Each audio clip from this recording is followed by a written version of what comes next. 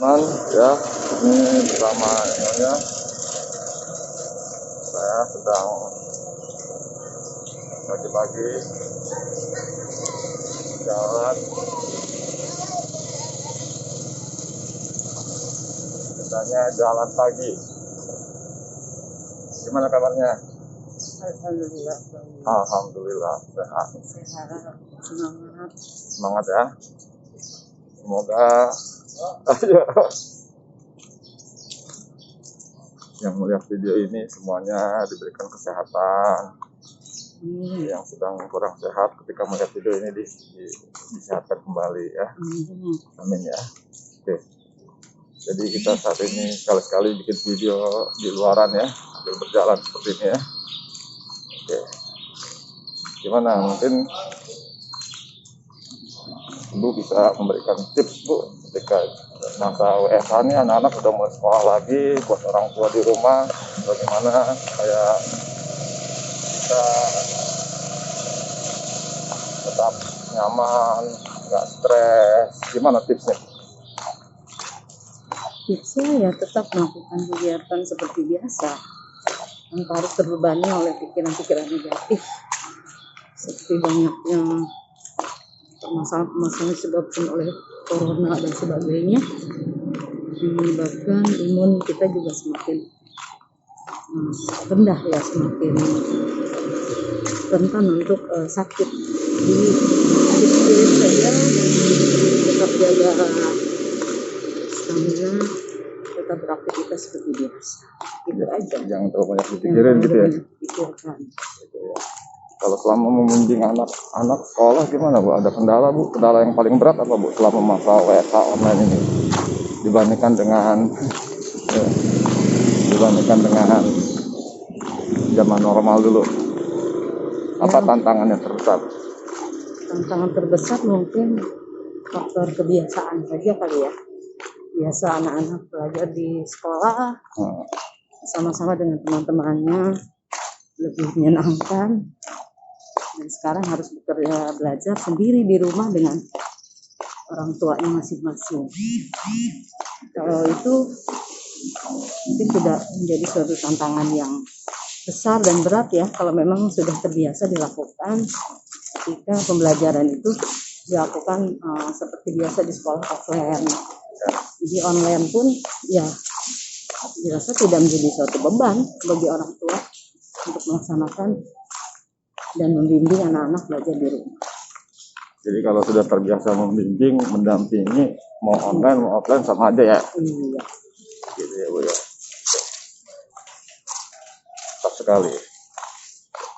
Terus kalau ada banyak kan keluhan ya, orang tua membimbing anak di rumah itu maksudnya kan harus benar-benar mendampingi, dan orang tua yang banyak yang mungkin tidak begitu paham juga dengan pelajarannya gitu. Kira-kira tipsnya apa Bu? Kan tidak semua orang tua bisa benar-benar mendampingi gitu ya, tanda kutip, dalam hal masalah materi pelajarannya begitu.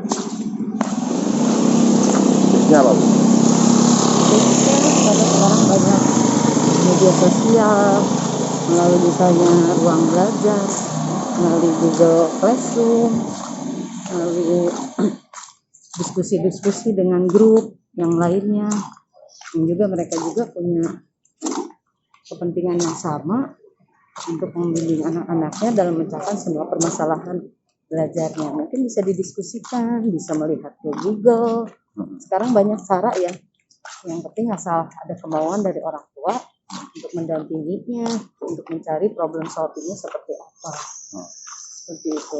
Yang pasti harus punya planning yang jelas, punya waktu sesuai dengan planning yang direncanakan oleh orang tua, sehingga orang tua bisa mewujudkan apa yang menjadi cita-cita atau tujuan dalam pembelajaran anaknya.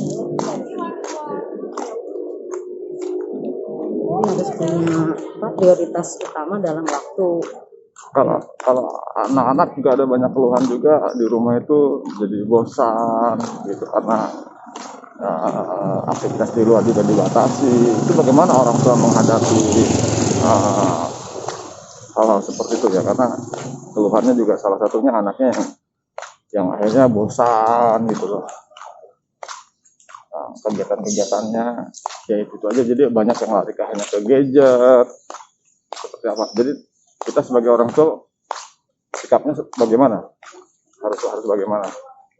Ya mungkin ini tantangan ya, tantangan yang menurut kebanyakan orang atau umumnya yang saat ini sedang melaksanakan pembelajaran daring, ini tantangan terberat seperti ini. Terberat ya? Terberat mungkin ya, yang sering saya dengar itu mereka ini mengatakan tantangan terberat. Tapi kalau kita mau belajar, mau niat untuk belajar, untuk menggali potensi anak kita di masa pandemi ini, mungkin secara perlahan ya, step by step juga kita akan tahu, oh seperti ini loh apa potensi anak kita ini. Jadi tidak hanya bisa memainkan gadget saja, ternyata ada potensi-potensi lain yang bisa kita gali dari anak kita. Nah dari situlah kita bisa mendampingi anak kita juga untuk mengembangkan selain potensi akademiknya juga potensi bakatnya juga kita dampingi untuk dikembangkan selama masa pandemi Misalnya ini. apa? Misalnya potensi dalam bidang kesehatan, olahraga, misalnya anaknya mempunyai bakat dalam olahraganya itu mungkin bervariasi. Nah kita akan lihat sejauh ini olahraga apa yang memang dia tekuni, dia sukai. Nah kita support, kita kasih dukungan yang baik terhadap anak kita, sehingga mereka akan nyaman dan enjoy dalam melaksanakan aktivitas olahraganya di rumah. Begitu juga kalau ini bakat dalam bidang seni, dan kita lihat oh ternyata seninya sangat bervariasi yang dia miliki, bakatnya itu. Sebagai orang tua ya kita mungkin bisa mendampingi dan mensupport mereka supaya mereka lebih senang, lebih menyenangi apa yang menjadi hobi mereka, yang mereka bisa kembangkan setelah masa pembelajaran pandemi ini selesai. Jadi tidak hanya sampai waktu pandemi saja, jadi bisa dikembangkan setelah pandemi atau pembelajaran daring itu berakhir. Begitu. Jadi dimanfaatkan untuk mengembangkan hobi segala macam ya, biar nggak monoton gitu ya, di rumah terus gitu ya.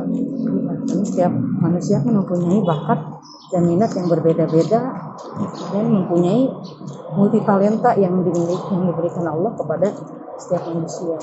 Jadi kalau kita bisa menggalinya, insya Allah kita juga bisa mengembangkan potensi yang dimiliki oleh anak-anak kita atau oleh kita sendiri.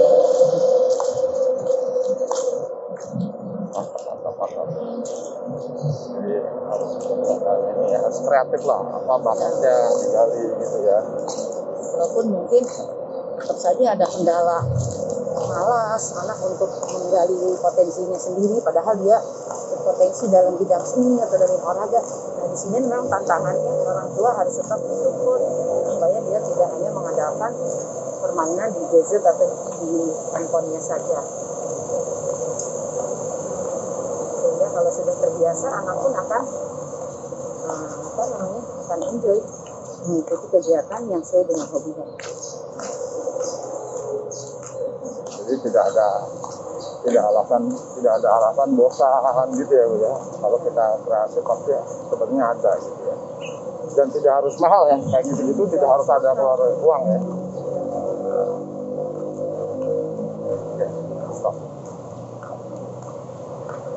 Kalau dari masalah finansial, masalah keuangan selama masa pandemi ini, kira-kira tipsnya apa?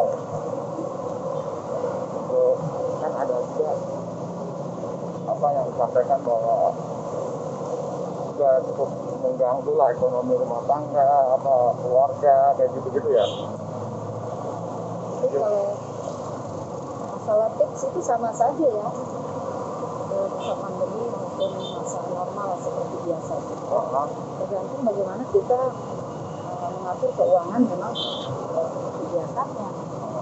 Kalau kita sudah bisa memanage keuangan dengan baik, walaupun di masa pandemi pun ya nggak ada masalah.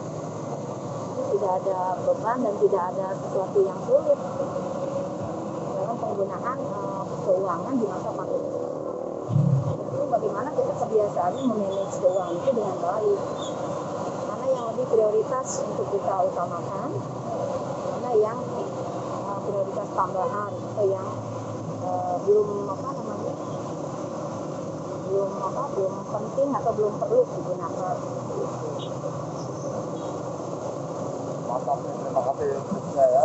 Oke teman-teman, itu tadi obrolan sama Miss Erna ya. Miss Erna, sampai ketemu.